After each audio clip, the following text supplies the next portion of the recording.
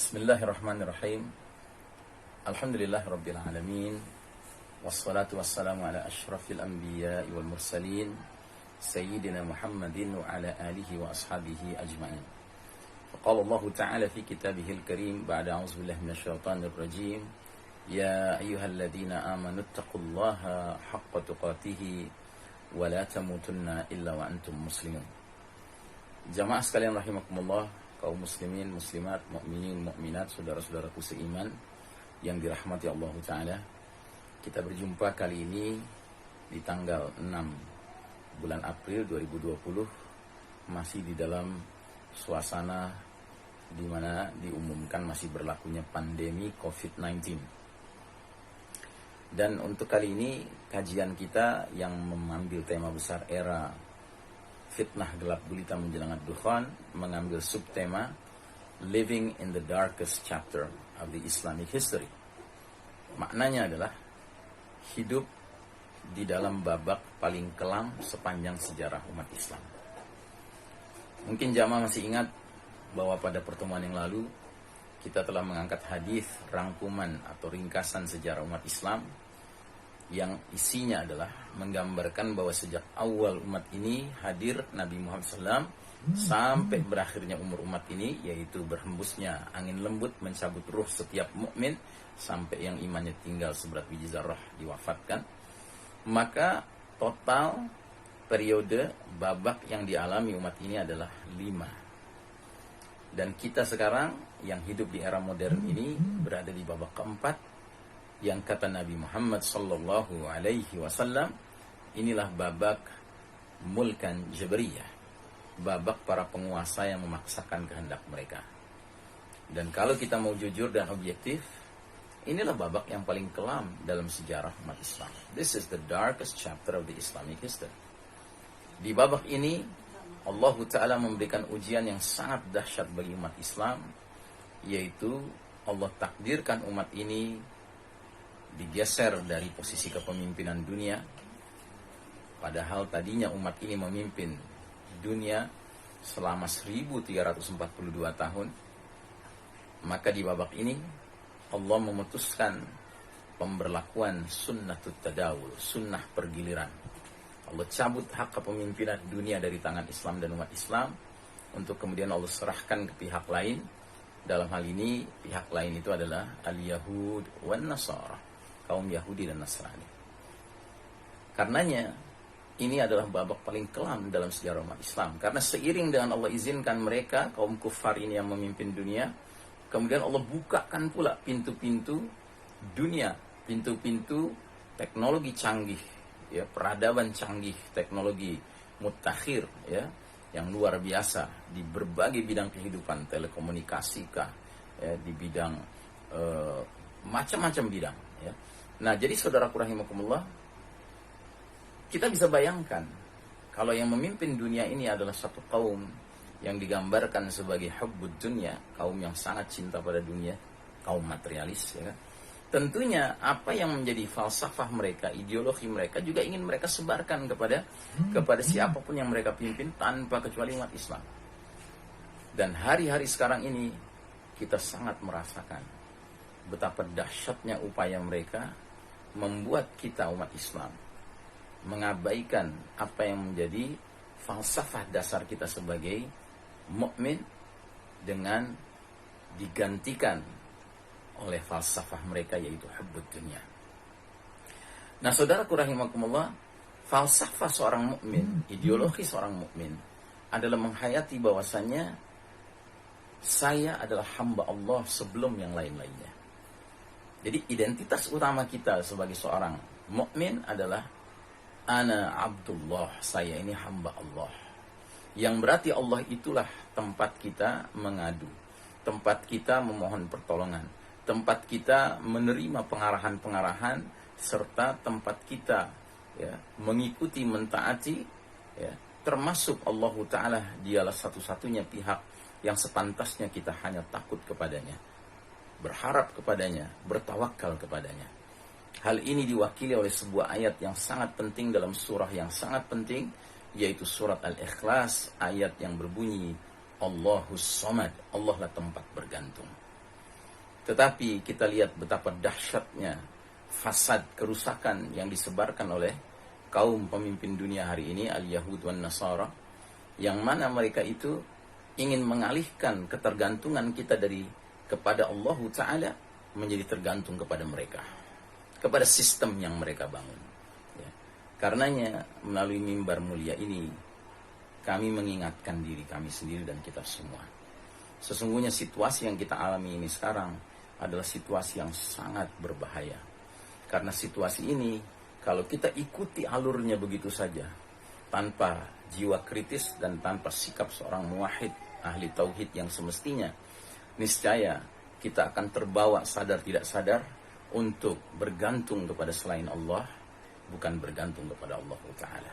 Bayangkan, di hari-hari sekarang ini, kalimat-kalimat yang dulu sangat dikenal dan dianggap benar dan bahkan dikagumi, sekarang dijadikan kalimat yang seolah-olah bermasalah.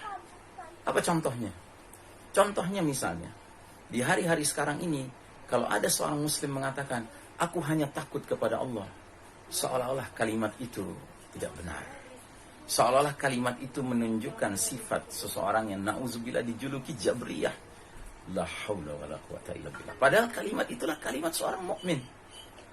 Kenapa kalimat seperti itu menjadi kalimat yang seolah-olah bermasalah? Atau contoh yang lain lagi. Kalau seandainya kita sekarang berpikiran untuk ketemu dengan seorang saudara kita dan berjabat tangan dengan dia, menunjukkan ukhuwah dan silaturahim kita, seolah-olah ini perkara yang tidak benar.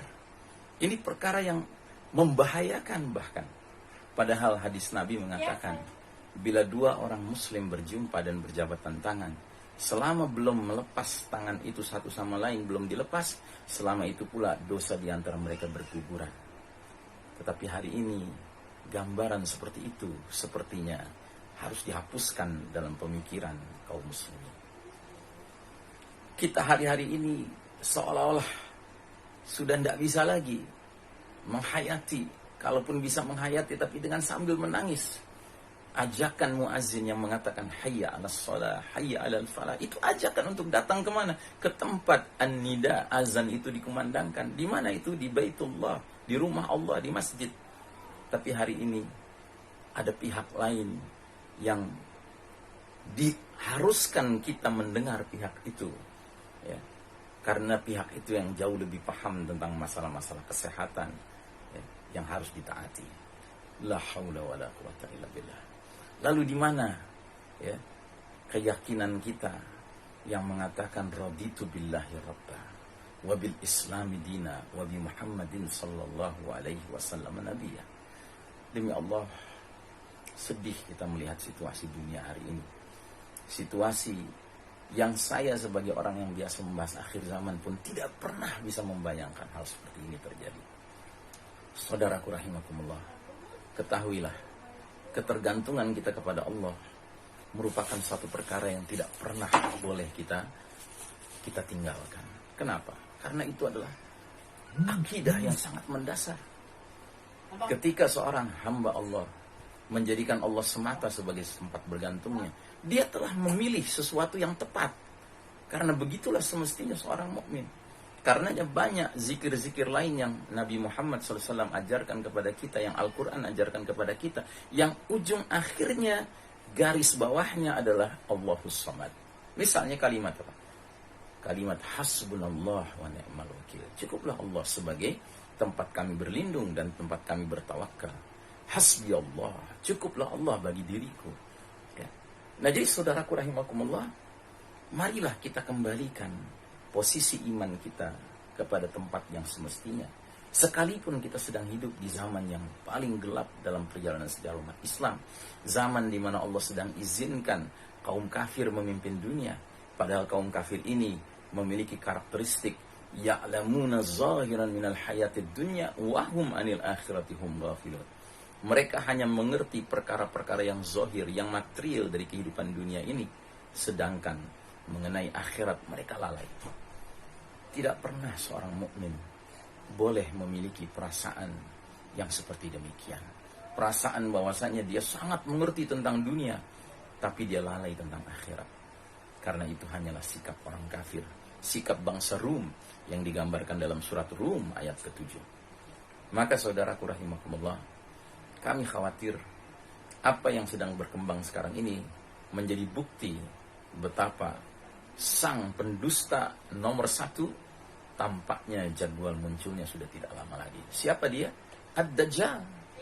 Dajjal itulah sang pendusta yang luar biasa, dia bisa mengemas kebatilan dengan seolah-olah kebenaran. Dia bisa mengemas ya, kebenaran sedemikian rupa seolah itulah kebatilan. Ya, bagaimana tidak? Sejak kapan kita kemudian merasa risau dengan orang yang mengatakan, aku hanya takut kepada Allah. Sebagai mukmin ya, sebagai mukmin. Kalau orang kafir mendengar kalimat seperti itu wajar, dia akan mentertawakan, dia akan menganggap itu tidak benar. Tapi kalau seorang mukmin sampai sepakat dengan kalimat itu, artinya sepakat untuk meragukan kalimat itu hanya karena ada sesuatu hal yang dianggap lebih membahayakan, lebih mengerikan dalam hidupnya, demi Allah, inilah ciri-ciri riddah, ciri-ciri nawaqidul iman, pembatal keimanan. Pantaslah kalau Nabi Muhammad SAW menggambarkan bahwa hidup di babak yang paling kelam ini kaqita'il lailil muslim, seperti sepotong malam yang gelap gulita. Yusbihur rajulu mu'minan wa yumsi kafiran, au yumsi mu'minan wa yusbihu kafiran. Di era yang gelap gulita itu, seseorang pagi harinya masih beriman, sore harinya kafir. Seseorang sore harinya masih beriman, pagi harinya kafir. Kenapa itu terjadi? Yabi'u dinahu bi'ardin minad dunya. Karena dia rela menjual dinnya demi mendapatkan kenikmatan dunia. Saudaraku rahimakumullah, keterbatasan kita sholat berjamaah, sholat Jumat di masjid hari ini, harus kita pandang sebagai suatu perkara yang sifatnya keterpaksaan. Kalau ada keridhaan dalam diri kita, demi Allah, keridhaan ini harus kita pertanyakan. Kenapa? Karena al-Yahud, musuh utama umat Islam yang digambarkan dalam surat Al-Ma'idah 82, la tajidanna asyaddan nasi adawatan lil ladzina amanu al-yahuda wal ladzina asyraku. Sungguh kamu akan dapati wahai Muhammad, manusia paling hebat permusuhannya kepada kaum mukmin adalah kaum Yahudi dan kaum musyrik. Al-Yahud, kata Nabi dalam sebuah hadis, mereka memiliki sifat hasad. Dan hasad mereka tidak lebih dahsyat kepada hasad mereka kepada umat Islam, khususnya dalam 3 perkara. Perkara pertama, soft sholat berjamaah. Kedua, mengucapkan kalimat amin sekumpulan kaum muslimin di belakang imam sholat. Dan yang ketiga, ketika seorang muslim ketemu muslim lainnya mengucapkan assalamualaikum, lalu dijawab dengan waalaikumsalam. Mereka sangat benci dengan itu. Dan bukankah situasi sekarang membuat mereka bergembira dengan mereka menyaksikan umat ini tidak bisa menegakkan soft-softnya secara normal, jangankan normal, bahkan datang ke masjid saja dihalang-halangi. Kemudian kaum muslimin tidak bisa membaca amin rame-rame di belakang sang imam, dan juga kaum muslimin seolah-olah tidak boleh bersilaturahim. Ya karena apa? Karena bahaya kalau berjabatan tangan. Aqulu qouli hadza fastaghfirullah li wa lakum, innallaha huwal ghafurur rahim. Billahi taufiq wal hidayah. Assalamualaikum warahmatullahi wabarakatuh.